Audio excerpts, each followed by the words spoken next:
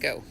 Hi everybody, we're back again with another demo with some of our new Ranger products. This time it is with the fabulous Dina Wakley Media gloss sprays. I know a lot of you have been waiting for these. They just came in and they're flying out fast, so make sure you got some. I've done some samples here that you can see. This is a spread in the original black cover journal on craft paper. All of these backgrounds and lines, except for the stenciling, is with the new sprays: cheddar, eggplant, olive, and ocean.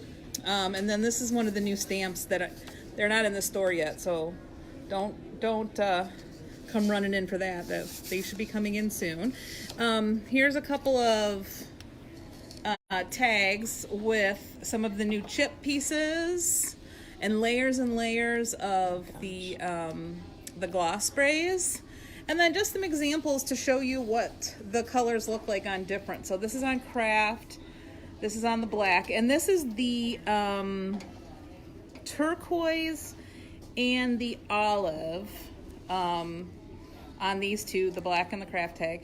And then also too on the burlap and on the canvas, we use the stencil with the cheddar spray, and then on the canvas this is the marine, just so you can see what it looks like on all of the different substrates. So I am going to do a couple of quick sprays here. This is just a page of the media paper out of one of the Dilutions journals.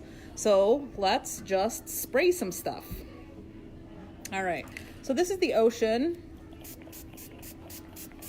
and I'm going to add a little bit of water so that it runs. You can get it very liquidy, and it moves really well when you add some water. But can you see how fast it's already drying?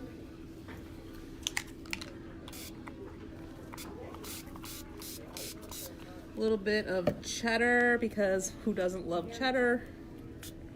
And some pink.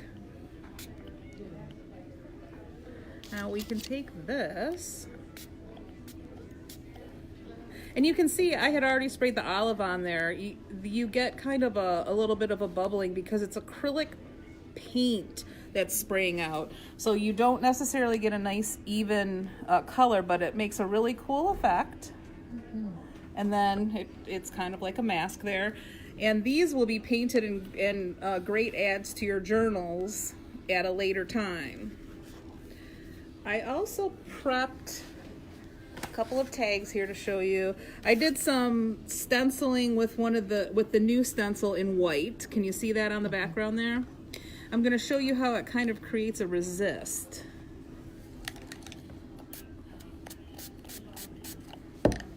Oops. Oh yeah, I can see the letters coming See, so you can see the letters coming through. And if I had a paper towel, you could dab the paper towel so that you could see it even more. But that's a great layer for underneath your paint.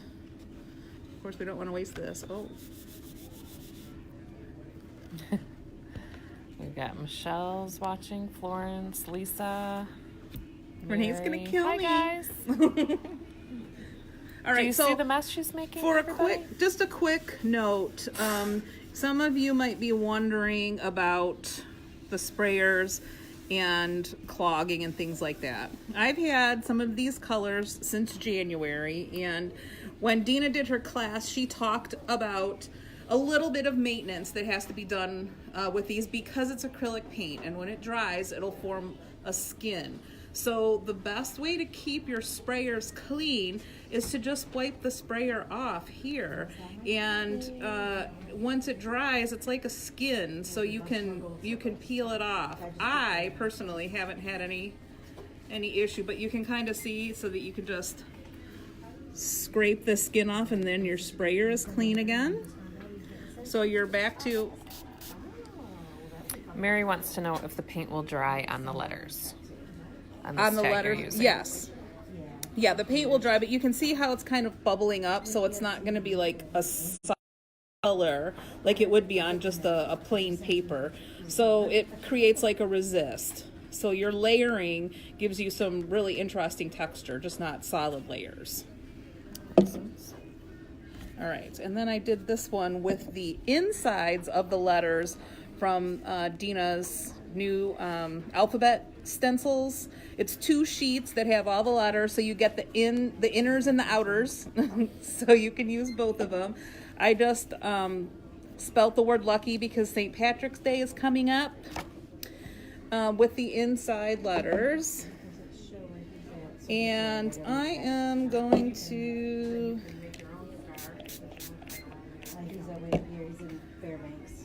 spray some blue here. So that's right. I just didn't get the back of that running. Sometimes I try Get it to run a little. Hi, Jessica. So you can see how the blue stays in where the letters are. It's pretty. So you've got a really nice background. Don't want to waste any of that, do we? No, we don't. But you can just, also too, this is really great for doing some line drawing with the straw. So you can do some interesting things with that.